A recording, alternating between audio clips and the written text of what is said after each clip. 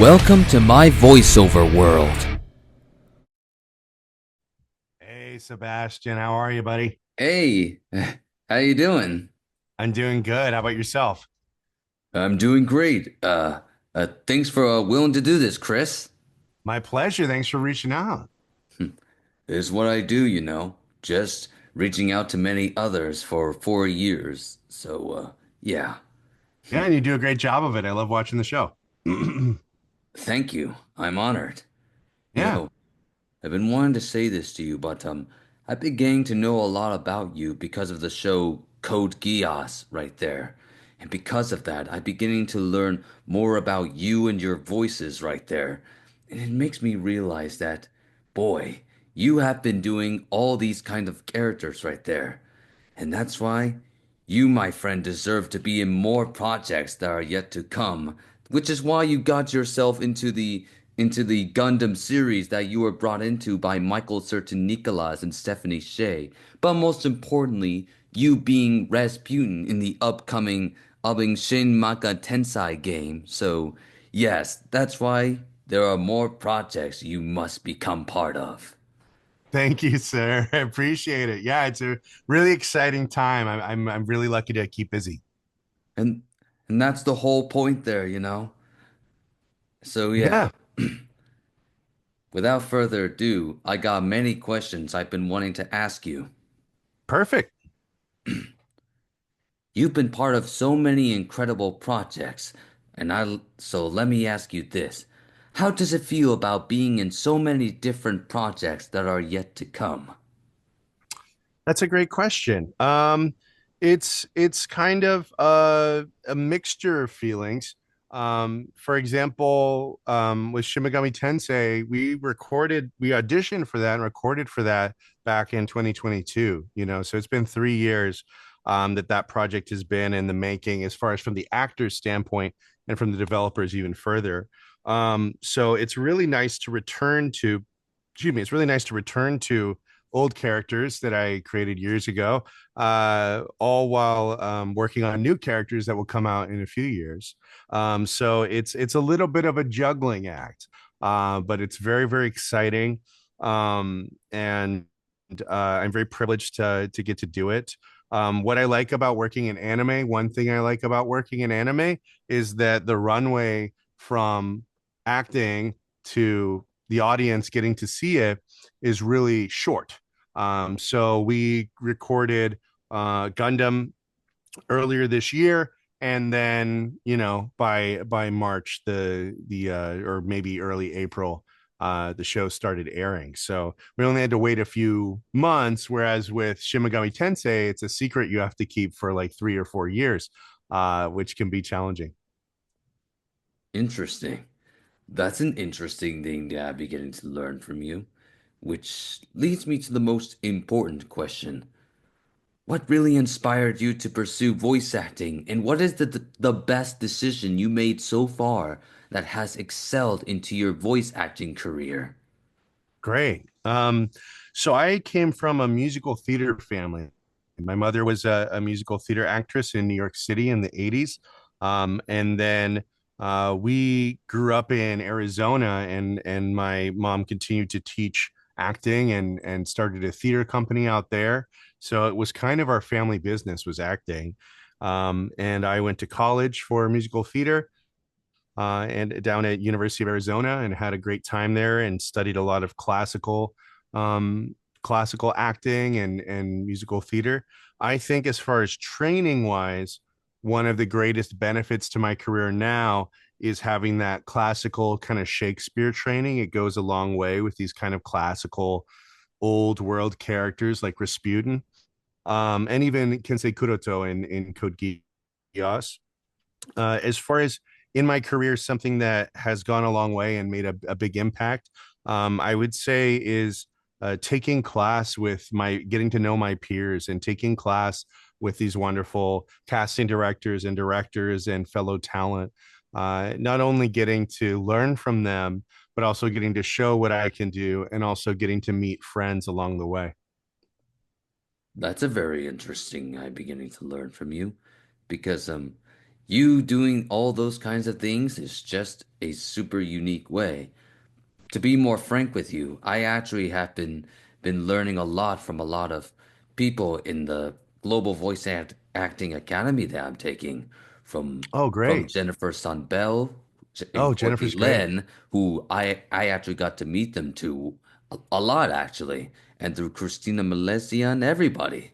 Just Hmm. learning to just adjust to my voice acting skills and just not only that, but to better my social skills to just be a better person for my own sake. Totally. That sounds wonderful. Yeah. Christina Malizia, Jennifer Sunbell, those are wonderful teachers to And take Courtney, from. Yeah, and Courtney as well. Yeah, wonderful teachers to study with.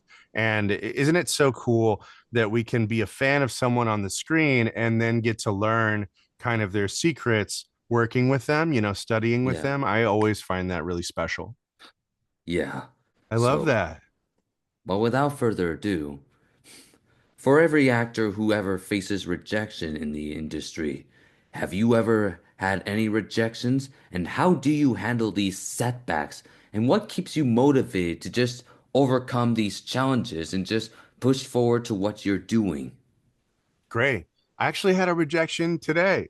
It was for a commercial, but yeah, I thought I was gonna do it. I woke up thinking I was gonna do a commercial today, and I wasn't official.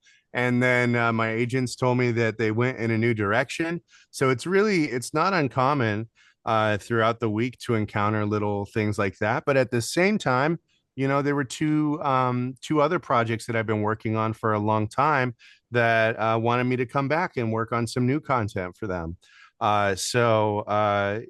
I think things balancing out is one way that I cope with rejection, and just trusting that is what is not for you, and what is for you will find you. And I think also um, trusting that some of the greatest things that I ever got to do, I didn't even know about. I didn't even see coming down the tracks. So just my belief is that your greatest work is ahead of you. That's something I say to myself. It's something I say to my very talented peers. I would say to anyone that your greatest work is ahead of you because you're continuing to uh, get skills and continuing to get better. So of course, your next big thing is in front of you. So yeah, that's how I deal with rejection and continue to build up hope and be optimistic. That's a very nice thing to hear from you. Oh, And I'm thanks. glad you say that to me.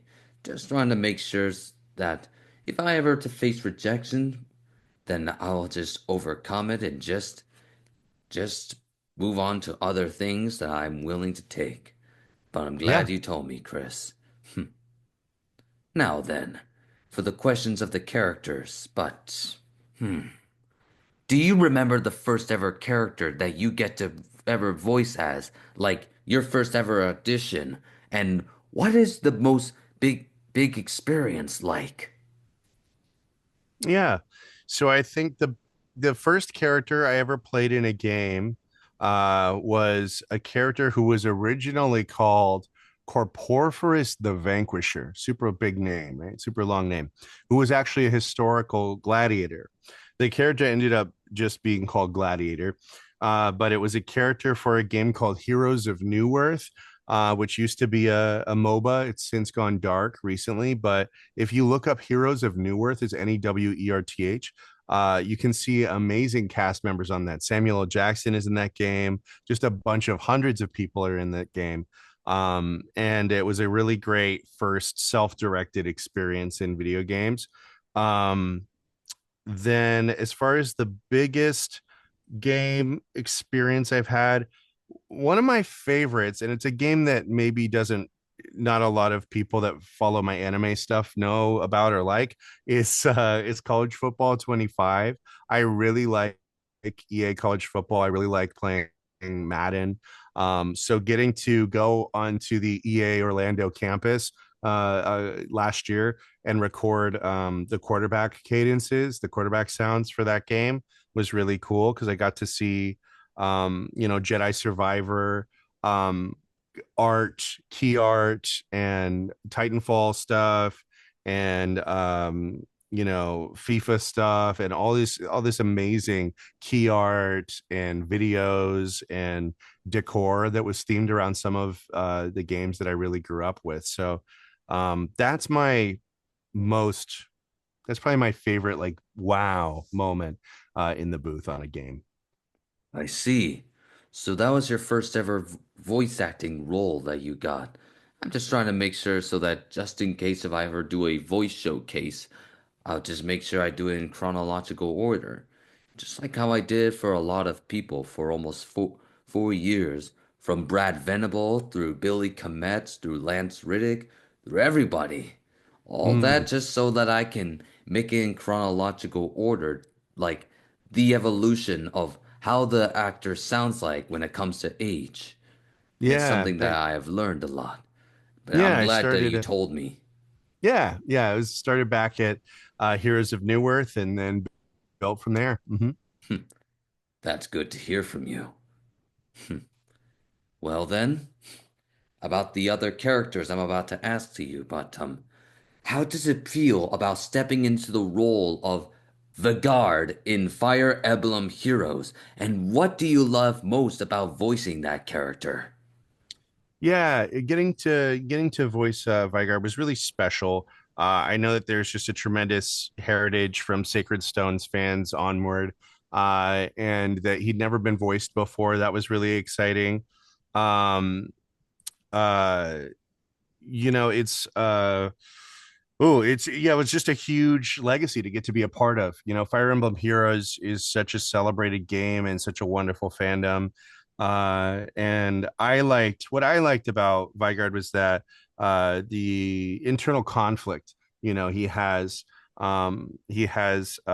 with his son, and trying to make amends and trying to battle your demons and trying to make the right choice for your people. I think the violation of being possessed and people, kind of putting words into your mouth, all of that. There's so many rich themes in that character, and it was a ton of fun to come back and be nice as him for the Valentine's event. I think it was 2024 Valentine's event.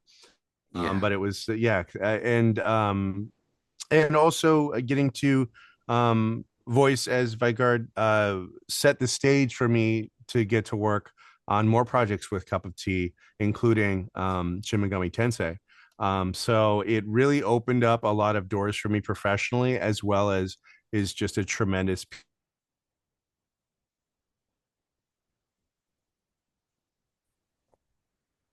I see. So that's what you like about playing that character. Mhm. Because all I know is that Patrick Seiss did a very good job directing you throughout the entire game. And He honestly, did. you being part of Fire Emblem is just one big thing since it's been going on since 2013 right there. So that's why Hmm. I've come to understand the game. Because if I was in it, I'd be either a legendary hero or someone who is more connected to my aspect of my personality for who I really am on the inside. Cool. I So, like that. yeah, it's just my desire, but I'm gonna make it a reality one day when the time comes. So, yeah. All right. You playing the character Pang Salak Yanu from the anime show number 24 must have been very exciting, right? So let me ask you this. What was your most favorite aspect about bringing him to life? Yeah, that's a great question. So that was my first anime role. And that was also made possible from working on Earth Defense Force World Brothers with the NYAV team. I so the story about that session is it was during COVID, like peak COVID in New York City. My wife and I were waiting in line for one of our regular COVID tests. But it was so busy on our block with the holidays coming up that we were waiting in line for 4 hours. So we were waiting in line for 4 hours. And we had to get it done that day. And so we waited in line, and the session time is coming closer. The session time is coming closer. and I ended up getting out of line. My wife stayed in line, and I ran like Charlie in the Chocolate Factory. I ran through the neighborhood, probably 20 minutes to get to my home studio to record Pong. And then after that, I sprinted back and ran back and got back just in time for us to have our tests. So that's a part of that memory for me. Working on it was a dream. I had never been in an anime before. I didn't know it was possible to be in an anime as a remote actor. Um, I really liked the kind of slice of life sports aspect of number 24. um the cat was so decorated and so talented that it was an honor to be a part of, in a role, alongside some amazing actors. It was one of the last projects, I believe, over at Funimation, so it was great to work with the Funimation folks as well on that. It was very special. It was a small enough role that I wasn't stressed out about it. And it was a lot of fun and a great learning experience. Very nice to hear from you about it. Because all I know is that casting director Michael Schneider, and not Hmm. just him, but Griffin and Laura did a very Hmm. good job bringing you right there. You getting to interact with a lot of people, including both both Griffin through Johnny, Hmm. through Michael himself, even of course through Billy Kemess himself, who I did Mm. a video about in order to honor his legacy. So Yeah. I'm glad that you got to be part of it. Yeah. He's a very special guy. He is, actually. And that's why I did that video 2 years ago, to honor his memory and to gain everybody's support for that. Even, That's great. and Bill Butts, he actually supported my video because of what I've done. Feels awesome. That's so great. So that's something I wanted to tell you right there. Right now, I'm about to tell you this. In the game Fatal Fury City of Wolves, what stood out about you voicing the character Raiden? Do you relate to him by any chance? That's a great. I like Raiden. My role as Raiden in the game is in a like sports commentator context, which was fun. I love it. He's a big guy. I too. I'm 6'4". Like I'm a big guy, so I related to that. I like his style. I think that he's a fun, like flashy dresser. I relate to that. I like wearing a lot of colors. I think he's awesome. It was I didn't do a ton of lines as him. Maybe there'll be more in the future, but it was a treat to get to be a part of that lineage of the character. I also play one of the dojo fighters in that game, and that was really fun to get to go through the full fight cycle of the game and the KO sounds and all that stuff. Ah! That was a lot of fun on the game. I think his name's like Grandpa Joe. I've been looking for him online and uh trying to remember what his name is, but he's this like old granddad in the factory auction level. And his factory is about to be taken over unless you win the fights. So that was another fun character to get to do on that game. Um, and that tends to be my experience of a lot of games I'm in, is doing additional voices, doing a lot of characters. Earlier this week, I think it was like Tuesday, I did 8 characters for an upcoming game. So I really like being a utility player and getting to do these little supporting roles, a handful of them when I go in for a session, because it's really challenging as an actor. It's a great challenge and I enjoy the challenge. That's a nice thing to hear from you. Because Yeah. all I know is that voice director Ben was able to do a good job bringing you there, Hmm. alongside some very good people who got to be in it, such as Richard Apcar through Keith Silverstein through everybody right there. And it Hmm. makes me wonder about your character Raiden, that if he is to be a DLC character, will you be That'd be able pretty to cool. I will would you love be able that. to do the fighting sounds and everything? I think So, so. I think so. yeah, because your character deserves a lot more recognition through that. Oh, And thank you you. him being a DLC character will bring you up into the next level right there. So I that's love that. something I expect to see when the time comes. I love that. Yes, let's make that happen. Oh, trust me, it will happen. Great. You'll Now be the then, first person I email when it when it comes out. I was hoping you may say that. Yeah, if it happens, yeah. Yes. Now then, about your character, Chikai Makai in A Place Further Than the Universe must be such a huge character to play as, right? So let me ask you this. What made that role so special to you? And what is it that it's like being part of that show as that character? Yeah, it's just such a treat to work with Michelle Rojas, the director.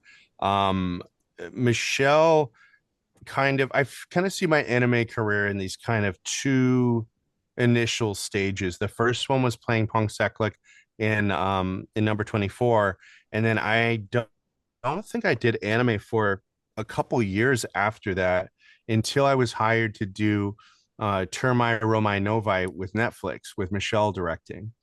And it was just such a treat to get to play in that world. And it was great to get a call back from her and her team to go to place further than the U. Chukai is the captain of the boat. He has some story involvement and is a kind of brings a nice warmth and mentorship to the girls, just very briefly. But it was nice to get to do the scenes with that and him navigating the storm and uh, doing some additional voices as well on that project. It's just such a heartwarming and challenging and sad story, that a place further than the universe.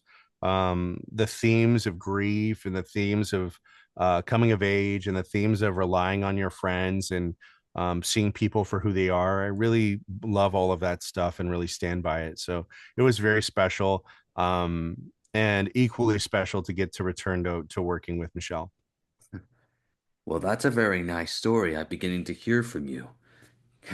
Because all I know is that Michelle bringing you in was the best choice that she has ever made so far. And that's why you get to interact with both Cynthia, Erica, Kaylee, and Amanda throughout the entire show right there. Alongside Cedric, of course.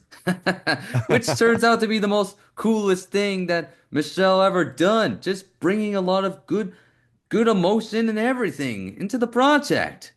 Because Truly, truly, I agree.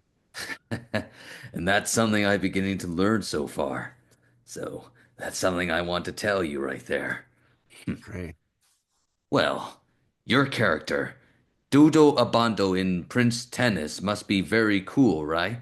So let me ask you this.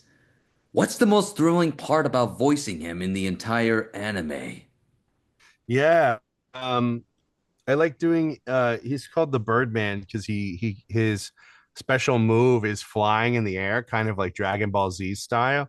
And that was so fun. He has the first lines of that series of U17 World Cup, getting to ride alongside um the gang. He's just a really chill cat. He's really cool. He is always amazed at everything he sees. So when we're doing a recording session for to do, he is always so positive and so surprised and so excited to be there. And so it brings a really nice positive energy into the booth. And yeah, so he's just a fun guy to try on. That's a very nice thing to hear from you right there. Because all I know is that, well, let's just say Howard and Amber did a good job bringing you right into the anime right there. Especially when you, on the other hand, just bring out a lot of goodness into the character right there. Especially when it comes to Thank you. supporting a lot of people right there. You Hmm. get what I mean, right? Just supporting each characters. Yeah, and Yeah. getting to play off of Johnny Young Bosch and yeah, getting to work alongside Howard and all of them. It's a Prince of Tennis is such a legacy property, right? There's hundreds of episodes of it and the movie. How I got into U17 World Cup was I was in the movie. Howard cast me in the movie earlier that year, and that was right after Termai Romai. So it was so cool to get to see the movie in theaters and bring my friends out to New York, and we were all in New York, but bring all us out to the movies and see it. And then yeah, getting to be a part of the show's legacy as well. It was really thoughtful of Howard to include us in that, and really fun to take on to do. Very nice to hear from you, Chris. And I'm glad Yeah. that he just did his best to just get you all into the greatness of who you are.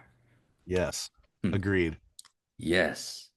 Now then, about the character one of those characters I mentioned earlier, but Kensei Kurato in Code Geass Rose of the Recaptured has a very unique presence, right? Hmm. So, what's the most coolest thing about bringing that character to life in the entire anime? Yeah, I really like how intense he is. I like how strategic he is. And there's moments of warmth too, right? With his daughter Haruka, voiced by Kira Buckland. It was really cool to play opposite Kira. Um, I liked being a dad, you know. I liked this person who has seen so much hardship and so much war, hasn't lost his humanity, and he is still a mentor. He still worries about Haruka when she goes into battle. And I think also, I'm trying to talk about without spoiling, but when something happens to Munamori, his scene with Munamori in one of the final battles, I found very both challenging as an actor, but very fulfilling to see on the screen. And Michael's direction was so key, and Stephanie's as well in other episodes was so key in bringing, and keeping us focused and telling a really compelling story, as can say. I see. So that's what you like about being in that show. 'Cause all I know is that I've been getting to know about Code Geass a lot because of a Yeah, lot of people there, especially Stephanie right there, since in all honesty, I took a class with her once, and she wonderful. actually came to approve my questions right there.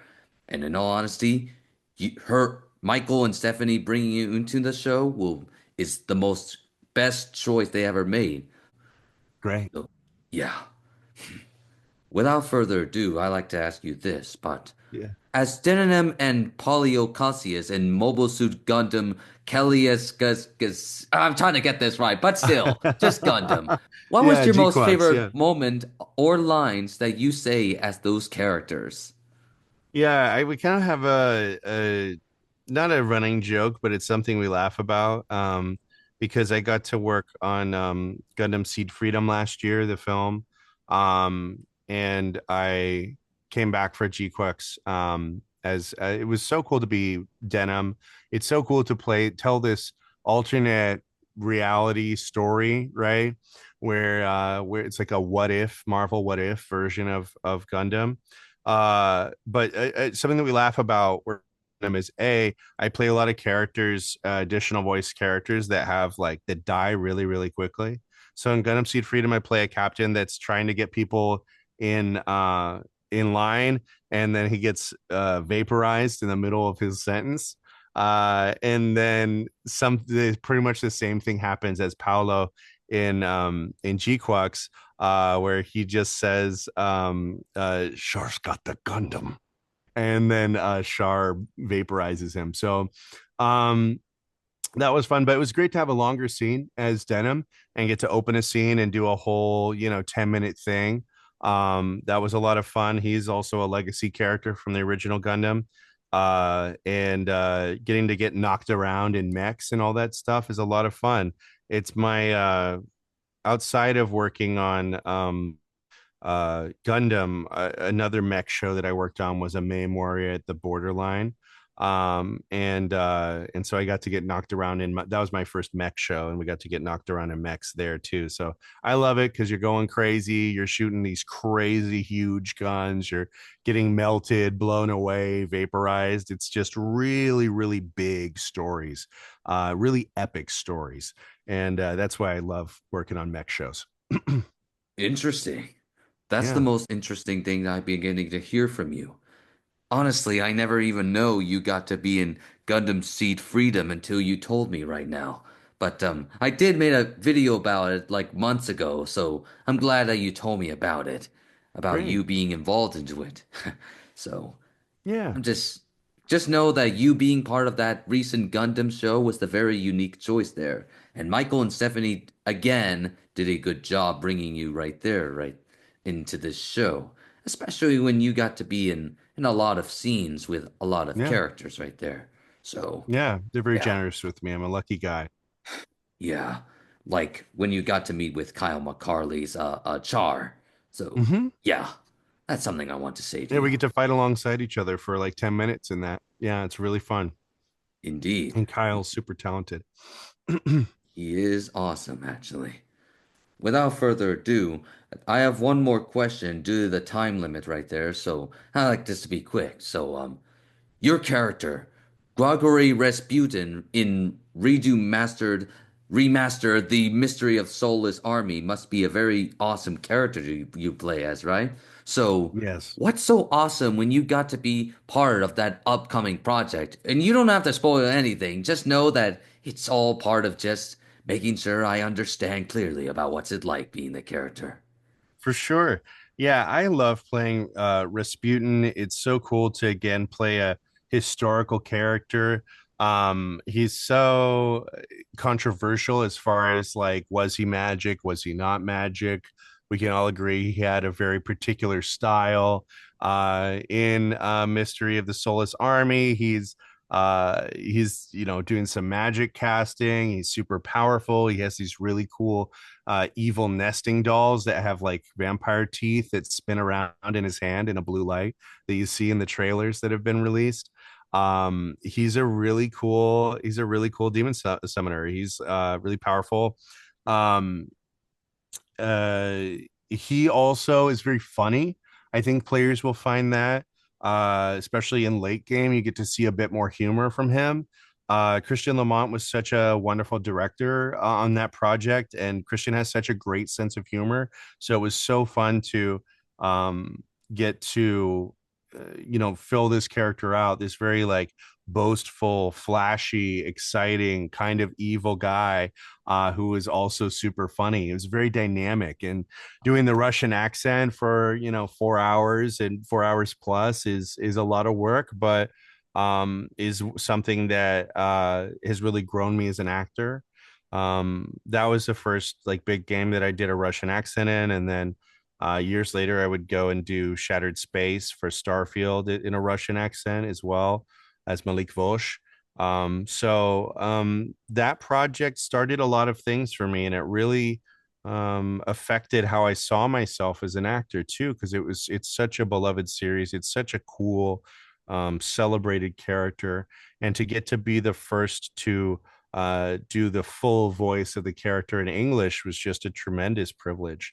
I will say, like, yeah, like with any big project, you get a little bit antsy as it's about to come out. You want people to love it, and you want it to honor this thing that people love so much and care so much about and have been asking for them to remake for so long.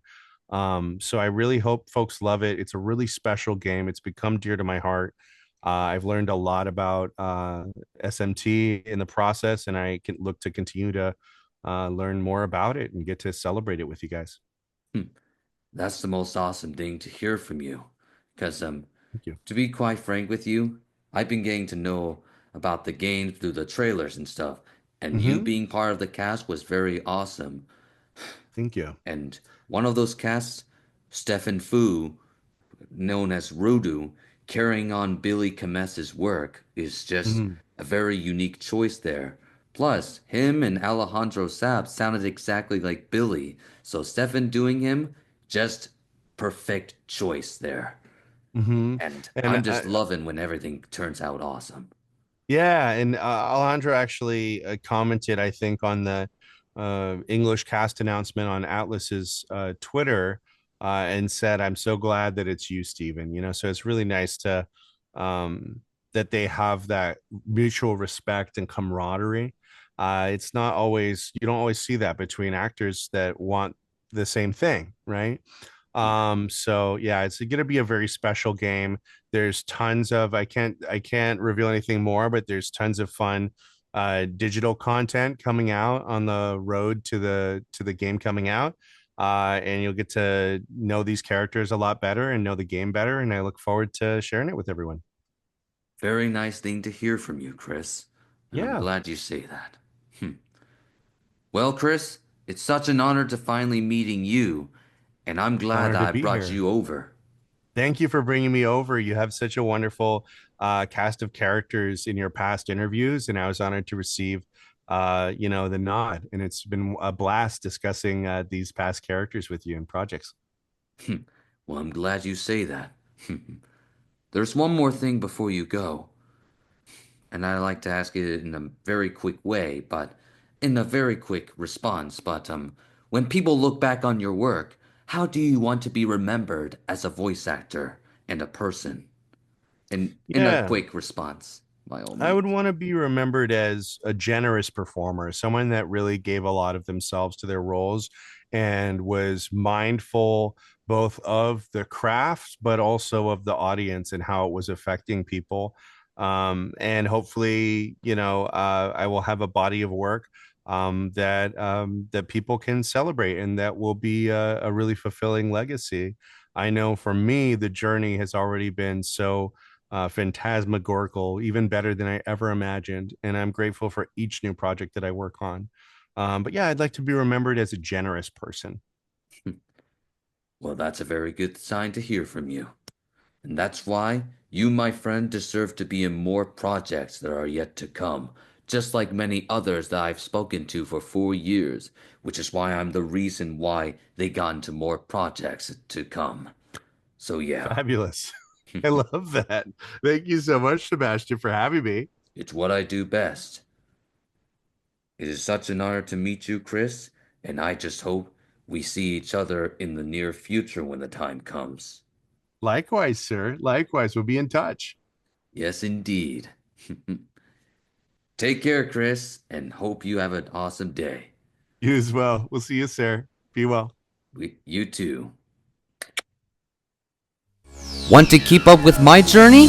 Follow me on social media for more updates, behind the scenes moments, and all the fun along the way.